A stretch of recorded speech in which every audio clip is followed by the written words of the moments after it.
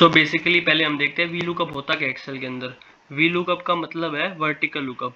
Vertical lookup मतलब जैसे कि ये आई कॉलम है, इसके अंदर जितनी भी सारी वैल्यूज है, जो भी इसके सामने कॉलम है ना, इसकी वैल्यूज निकालना। जो भी रिस्पेक्टिव कॉलम्स है, फॉर एग्जांपल अमित के सामने जो रिस्पेक्टिव कॉलम है, इसकी वैल्यूज निकालना। तो इसकी वैल्यूज भी दो मेथड से निकल सकती हैं। एक तो बेसिक मेथड होता है जो बिगिनर यूज करते हैं, और एक एडवांस मेथड होता है। सो मैं दोनों मेथड बताऊंगा इस वीडियो में। सो पहला है बेसिक मेथड जो बिगिनर यूज करते हैं, वो तो क्या है, is equals to V lookup. अब लुकअप वैल्यू मतलब किस वैल्यू की हमें वैल्यू निकालनी है। फॉर एग्जांपल अमित की हमें वैल्यू निकालनी है, कोमा टेबल एरे, किस टेबल में से इसकी वैल्यू चाहिए।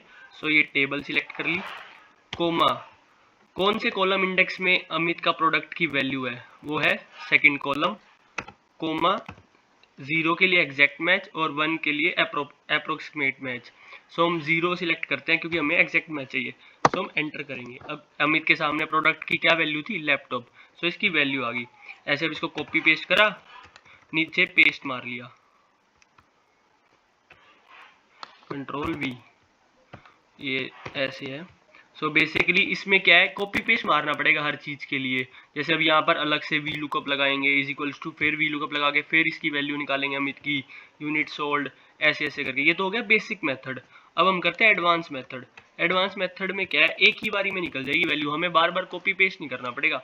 Is equals to V lookup लगाया, अमित कॉलम नंबर, कॉलम सिलेक्ट करेंगे, कोमा टेबल एरे सिलेक्ट कर लिया पूरी टेबल, कोमा देन ये वाला एरो, देन हमें कौन कौन सी कॉलम की वैल्यू चाहिए, product, unit sold, unit price, total sales. तो एक टेबल में कौन कौन से कॉलम है, second column, third column, fourth column और fifth, then closed, then 0।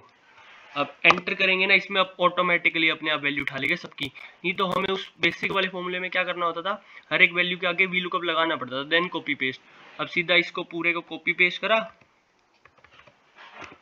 Control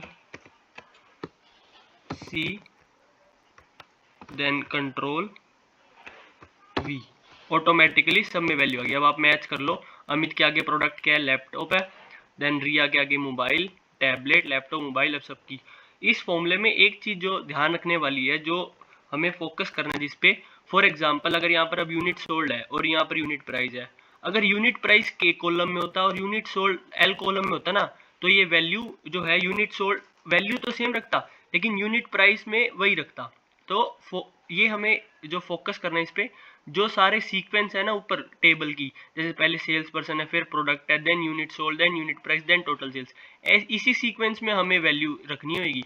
otherwise अगर हमने यूनिट प्राइस को पहले रख दिया और यूनिट सोल्ड को बाद में रख दिया, तो वैल्यू गलत आ जाएगी। तो हमें ये चीज फोकस करके रखनी पड़ेगी यहाँ पर।